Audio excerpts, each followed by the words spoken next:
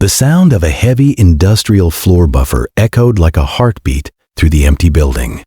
Eun-ji moved silently. A smudge on the window. A girl in a gray uniform who vanished into the vents. Her father, Chairman Kang, looked through her as if she were made of glass. He didn't know she was the crack that would shatter his entire world. Her mother had smelled of cheap lavender soap, the kind that came in plastic bottles from convenience stores. Eun-ji could still remember it. Her mother had not been killed by a stranger. She had been erased like a clerical error. Eun-ji found the dashcam footage buried in an encrypted drive in her half-brother Jae-ho's safe. She did not cry. She watched the car hit her mother over and over until the sound of breaking bones became a lullaby. On the 248th, she noticed something. Jae-ho's hands were shaking, not with guilt, but with fear. He wasn't protecting the empire. He was protecting himself. The chairman's wife was the first. Eun-ji planted evidence of an affair that did not exist. Love letters, hotel receipts, a burner phone. She watched as the wife drained the family's private reserves in a manic legal war against a ghost. Min-jun, the real brother, became her confidant.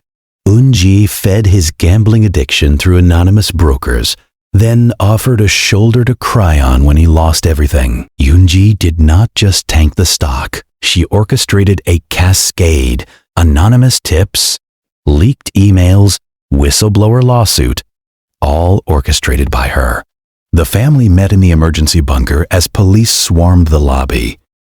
They looked at each other with bared teeth, smelling the rot. Eun-ji stepped out of the shadows, dropping the mop. She laid DNA results on the table. Jae-ho, the son the chairman had built the empire to protect, was not his blood. The room went silent. The chairman's face turned the color of old meat. Then she turned to Min-jun. "And you, my real brother, you knew, didn't you?" She slid a second folder across the table.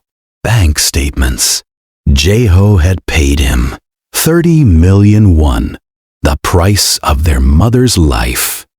Min-jun's mouth opened, but no sound came out. Eun-ji leaned close, so only he could hear. "I cut you down because I wanted you to live with it." Jae-ho lunged at her. The guards did not stop him. She let him grab her throat.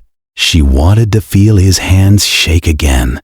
Then she whispered, "I know who your real father is, and so will the world." Then she faced Jae-ho. "You killed her because she found out, didn't you? She knew you weren't the chairman's son. She was going to tell him. And you?" She smiled, cold and sharp. "You panicked." She lured Jae-ho to the exact stretch of road where her mother had died.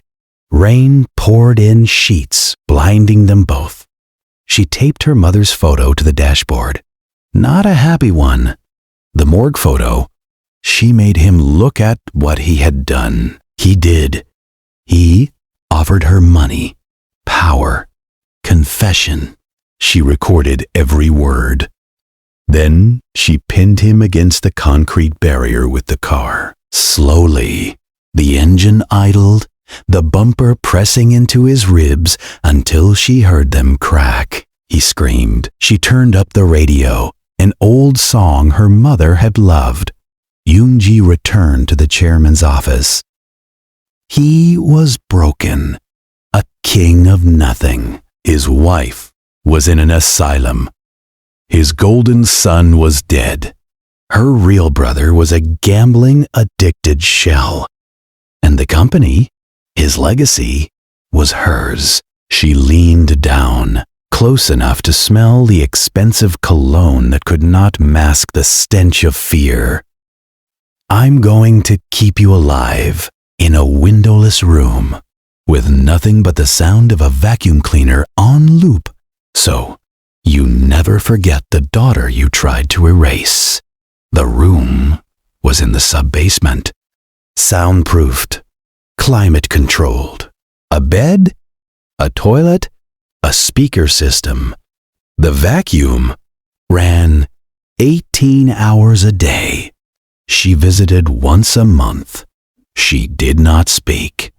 She simply stood there, in her gray uniform, watching him unravel. Eun-ji stood in the lobby of the now empty tower, wearing a suit that cost more than her mother had earned in a lifetime. The building was silent. No janitors, no staff, just her and the ghosts. She looked at her reflection in the polished marble. She tried to remember her mother's face. She could not. She tried to recall the smell of lavender soap. Nothing. She had won. It did not matter.